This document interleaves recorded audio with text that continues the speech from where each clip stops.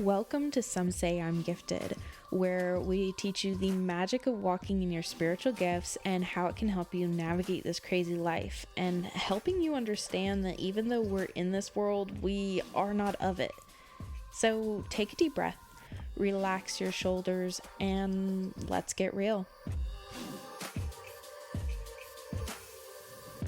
Hey y'all, Hey everybody. this is Tess and that was Morgan, and we're from Some Say I'm Gifted. And guess who else is here with us? Danielle, me. We Hello. call her Danielle. She calls herself Danielle. Only when the stuff's kicked in. No, I'm just playing. Only on Some Say I'm Gifted After Dark. Yes, after, and this is definitely an after dark episode. And if children are around, I would say this might not be appropriate. Some of it, not all of it, but whatever. Yeah. I do have a question. Question is, do you like informative podcast? Do you know what I mean? Like where you can learn. Is that something you look for in a podcast? Yeah, absolutely. What about you? Oh yeah, I love learning new things. So Me too. Expanding your knowledge. yes, And it's like if people say no, that's not a bad thing. It's just that's kind of our thing. We are really into learning more. Yeah. And I wasn't originally, when I started listening to podcasts, they were stories or Yeah. like, like they were fiction. So a lot of them were fiction, so you gotta step your toes in the water sometimes. Yeah. You're so weird with feet. Nevertheless, there is another like, for instance, like Erin Mackey does one, and it's something about like lipstick and heels or something like that. Do you know what I'm talking about? Or the Scarlet Letters, and it's about women doing bizarre things. And it's more like a story based. They're really cool. I like them, but like, yeah.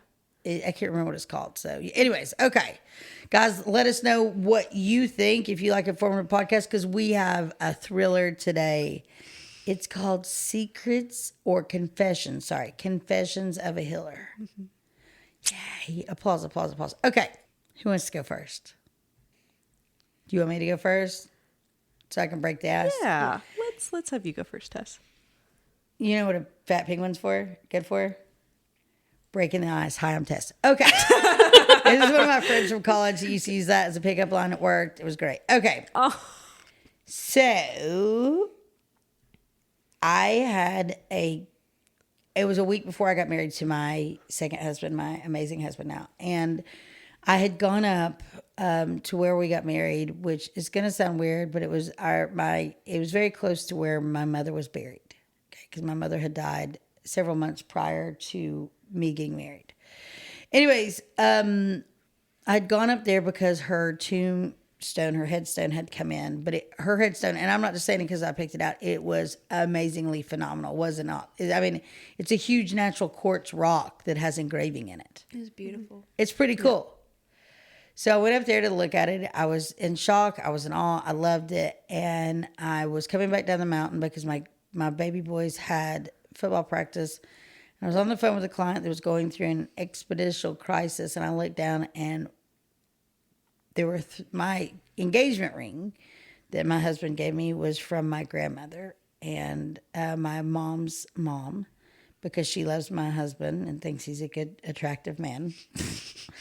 And so she gave him a ring for me to use, because I'm really weird. I like very unique jewelry, and everybody knows that. So she gave him a ring that my grandfather had got her, and it had 3 big emeralds in it, because green's my favorite color. So it was one of my favorite. I still have it.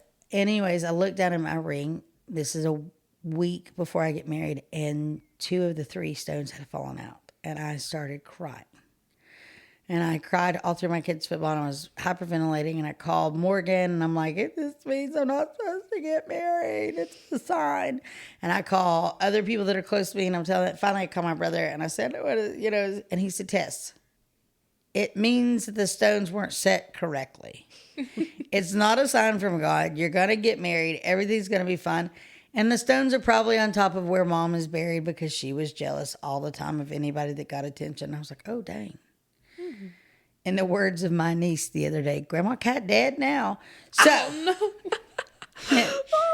so I was already in a headspace. You know what I mean? And you got married the week before you get married. There's so many things to do. There's so much to plan. I still had to go to my kids' football practice. Yeah. And then this happens. And I was just like, God's telling me not to get married, you know? And I told my husband I was crying. I was so upset. So then I get a message from one of my clients, and it is a double, like it's a couple, but it was just the male. And he sends me a picture. And you know, like when you get a picture in text, like it's just like you just see, you like for you to see the whole picture, you got to touch it. You know what I mean? So it's just a picture, and it's the latest picture I had put on Facebook, which I don't even know how long ago it had been. I knew it wasn't like I'd put it on there the day before, but whatever. Mm-hmm. So he's like, "Is this you?" And I was like, "Yeah." He said, "Did you open the picture?" And I opened it. And he said, "So you are Lee Hughes," which my middle name is Lee and my maiden name is Hughes. And I said, and I said that to him, and he said, "Aren't you getting married this week?" And I was like, and I opened the picture, and it is a Tinder account that someone made for me. Somebody was catfishing as you. Yes, which it has happened before. I believe it or not.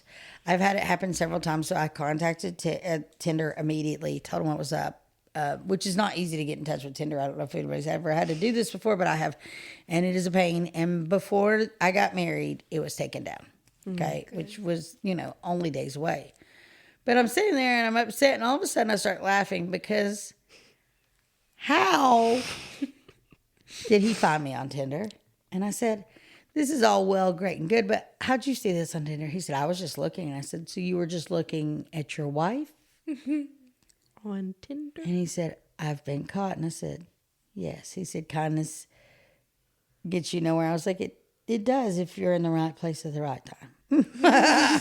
So there's one of my confessions of a healer. Kind of confessed on himself.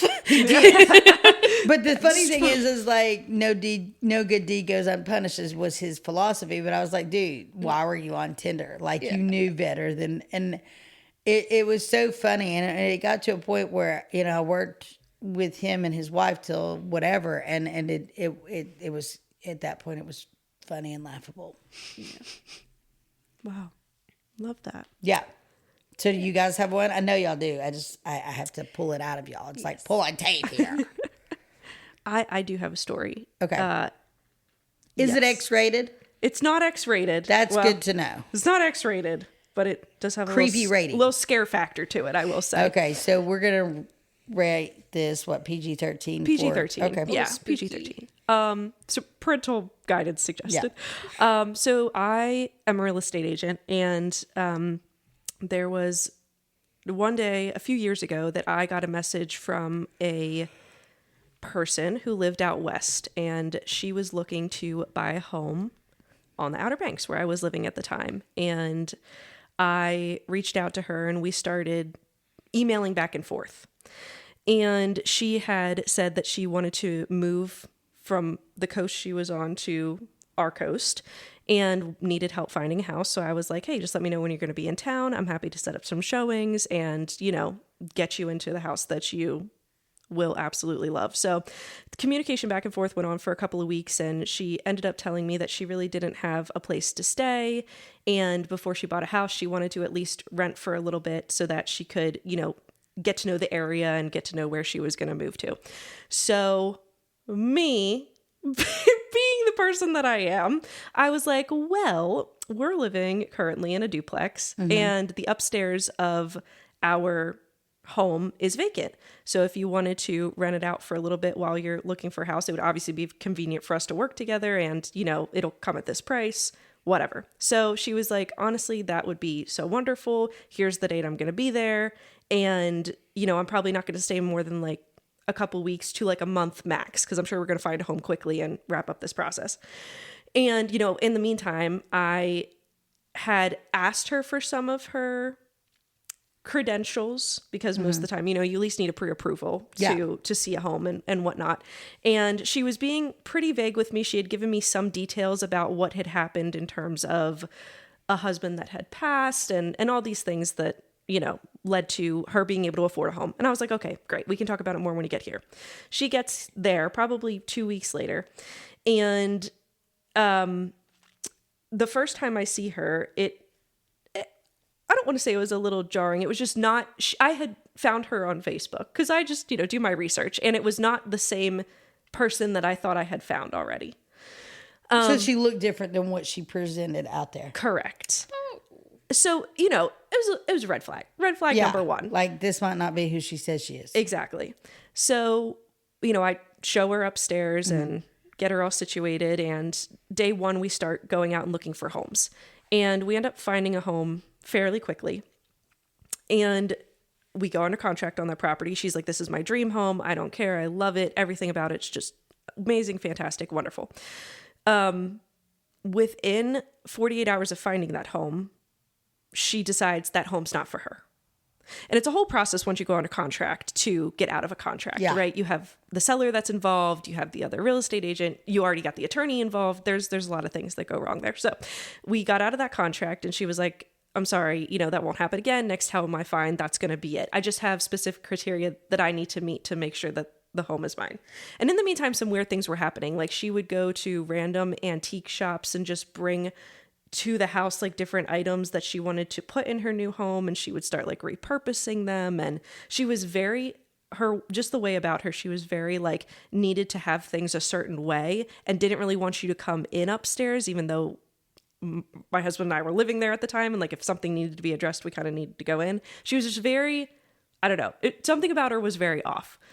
So then we find a second home, probably within the next 72 hours. And meanwhile, I'm driving her around everywhere and doing all these things for her. Like helping her go to the grocery store and picking up stuff for her and just things. Being her gopher. Basically. Yeah. So we find the second home, go under contract on that. Within 48 hours, same thing happens. She finds something very wrong with it. She's like, I cannot live with this. And I said, well, I wish I would have known that beforehand, or else we would have never seen the house to start. Nothing was really wrong with the house. She just didn't like the fact that the furniture wasn't coming with it whole time. So we get out of that contract, and lo and behold, we end up going under contract and ending the contract 3 times. And by the third time, I've had enough.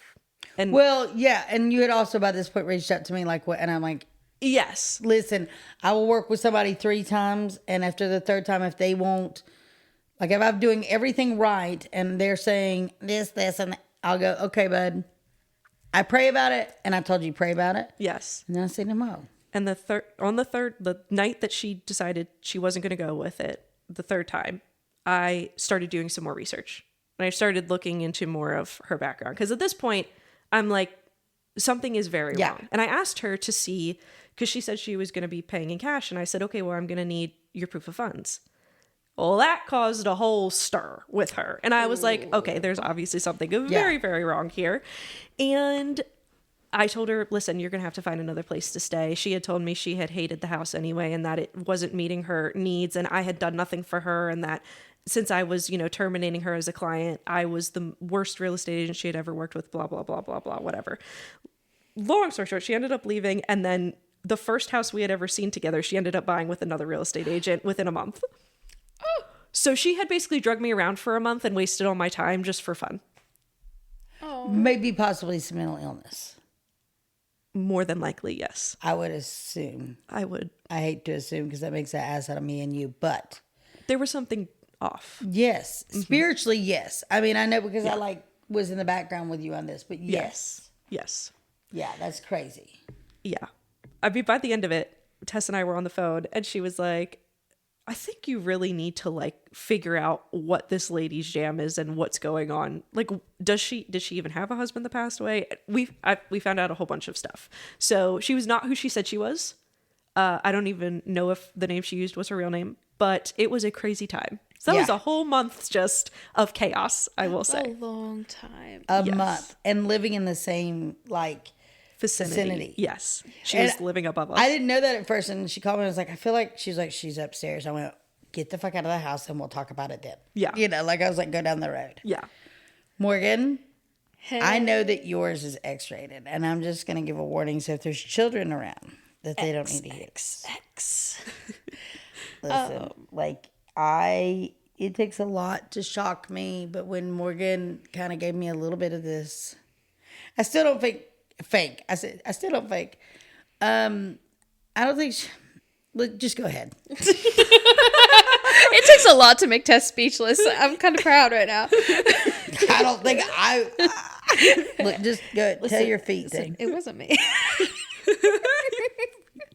All right. So as you guys know, I'm a massage therapist. And before I started my own business, I worked for a franchise for 2 years. Probably why she started her own business. Sorry. It helped a little. not exponentially. I'd have ran like hell. Sorry. Go ahead. So for 2 years, I worked for a massage franchise doing massage. And I got a client who But I think you should say a funny fact. You can't take any of those clients with you when you work for a franchise, can you? Correct. That's so baffling to me because, like, if you work at like a Walmart beauty salon and you build a clientele, you can take them with you, but you can't with a massage. Is that If I switch real estate firms, if they're my client, I can take them with me. Isn't that crazy? But you can't with massage. That's insane. I have to sign a non-compete. Yeah. Yeah. So I had a client come in and she was a 60-minute, just a real quick, 60 minutes to me is really quick, but just a 60-minute. And she said specifically she wanted a lot of more time on her feet. And I said, okay, no problem. That's perfectly normal. And step out, let her get on the table, come back in and start doing the massage. I always, normally start on the back. And Were there any signs that like this might have been a different place going in? A different place going in? Like a different... Was this a normal looking client you would have on a regular basis? Oh, you mean, yes. There were some signs saying that maybe she wasn't. She may have been dressed a little different, a little eccentrically, and she may have had a slight dankish smell. So she smelled bad. Yeah, she smelled a little... Funk. A little funky. A little ganja. So she smelled like pot. Yeah, she may have been a little high. Okay. So you start on the back and the back. Go ahead. I start working on her back and she starts moaning, which, some people moan during a massage. Like, not my favorite thing when clients moan. And normally it's like, oh, that feels so good. Like, yeah, that's, and that's usually just like a quick one. But this was sexual. This was a pleasurable moan, and it was constantly. So I'm like, okay, this is awkward. I'm going to leave the back as quick as I can. So I get, and she wanted more time. Was there on her feet anything anyway. on her back that was of significance? Thank you for reminding me. So Because it's burnt into my head now. oh, good, good. Because Unsee it. Yeah. So from shoulder to shoulder across her back was the tattoo of Sugarfoot. The words. Yes. Yes. The words in script were Sugarfoot across her back, shoulder to shoulder. Okay. It's just tidbit. Bet it was. Yes. So I quickly get done with the back as Glad quick you as finished. I can. So yes, I go about the massage, and when I get to her feet, she starts moaning a lot again. And I see her hand shift from her side towards her groin area. Pelvic, yeah. And moving.